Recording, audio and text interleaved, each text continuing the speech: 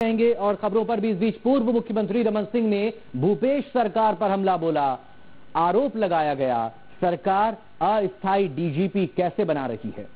पूर्व पुलिस महानिदेशक अमरनाथ उपाध्याय ने के ऊपर न तो करप्शन के चार्ज थे और न ही वो शारीरिक रूप से अक्षम थे, तो फिर किस आधार पर उन्हें हटाया गया। पूर्व सीएम रमन सिंह से बात की हमारे संवाददाता आदित्य नामदेव ने। छत्तीसगढ़ शासन सरकार ने डीजीपी की नियुक्ति तो की, लेकिन वो नियुक्ति अभी अस्थायी है और इस नियुक्ति को लेकर क्या विवाद है। हमारे साथ पूर्व मुख्यमंत्री रमन सिंह जी हैं। सर, ये है क्या अस्थायी नियुक्ति? विवाद कुछ नहीं है।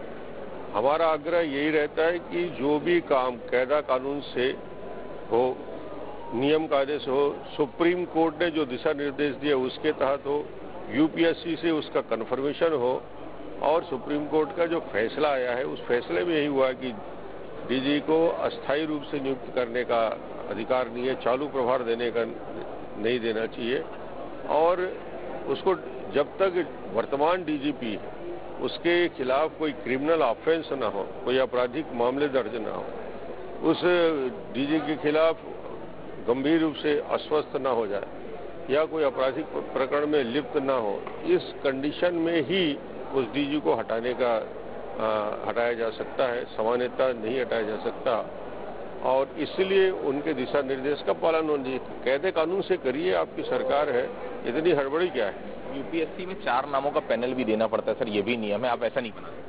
पैनल भेजा गया, पैनल भेजने के बाद भी इतनी हड़बड़ी है कि इंतजार भी नहीं किया कि यूपीएससी का कन्फर्मेशन। कारण इसके पीछे जल्दबाजी और जल्द से जल्द मोबिलाइज करना लोगों को। नान मामले को लेकर में तो हमने स्पष्ट कह दिया, इसीलिए नियुक्ति की गई।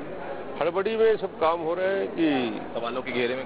हाँ, ये थे हमारे साथ पूर्व मुख्यमंत्री रमन सिंह का। साफ तौर पर ये कहना है कि तमाम जो चीजें हैं वो नजर आ रही हैं, कहीं ना कहीं दिक्कतें हैं और कहीं ना कहीं अगर अस्थायी नियुक्ति है तो स्थायी नियुक्ति भी की जा सकती थी। जानबूझ के अगर स्थायी नियुक्ति की गई तो ये सवालों के घेरे में जरूर है। सुप्रीम कोर्ट के आदेश की अवहेलना भी यहाँ पर पूर्व मुख्यमंत्री रमन सिंह ने कही। स्टेट के लिए वीडियो में सागन पांडे के साथ विधानसभा से आदित्य नामदेव।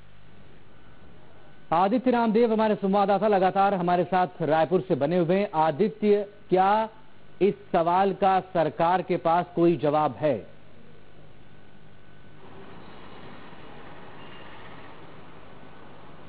बिल्कुल, देखिए मकसूद जी, सरकार का क्या जवाब है वो मैं बाद में बताऊंगा। पहले मैं रमन सिंह जी से एक चीज और पूछना था, मेरी आधी बात का जवाब देकर वो निकल गए।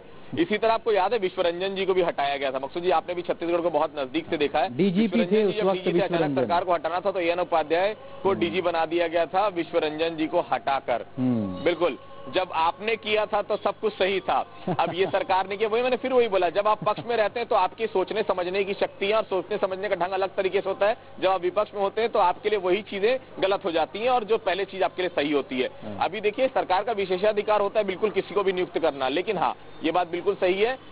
यूपीएससी को पैनल भेजा गया 4 लोगों के नाम का और अभी वो अस्थायी नियुक्ति है। अगर वो स्थायी नियुक्ति अगर वो कर देते तब आप उसको सवालों के घेरे में रख सकते थे।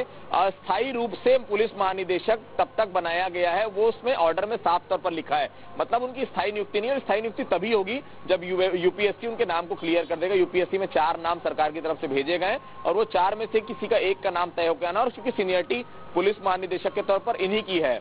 अगर मैं बात करूं दुर्गेश माधव अवस्थी की, उनसे सीनियर कोई है नहीं। उनसे जो सीनियर एक बचे गिरधारी नायक, उनके 4 महीना रिटायरमेंट को बचा है, तो सरकार अब बना नहीं सकती क्योंकि उसमें शर्त है कि 6 महीने कम से कम रहने चाहिए टेन्योर पे। तो कुल मिलाकर वो वैसे ही कट गए। सबसे सीनियर अभी यही, तो इनका बनना तय है। तो कुल मिलाकर देखिए, पक्ष और विपक्ष की राजनीति है जो लगातार चलते रहेगी और अभी लगातार चल। अमूमन पार्टियां जब सत्ता में आती हैं तो व्यवहार उनका बदल जाता है, ये अब देखा भी गया। ये सिर्फ छत्तीसगढ़ की बात नहीं है। बहरहाल बहुत शुक्रिया आपका आदित्य। तमाम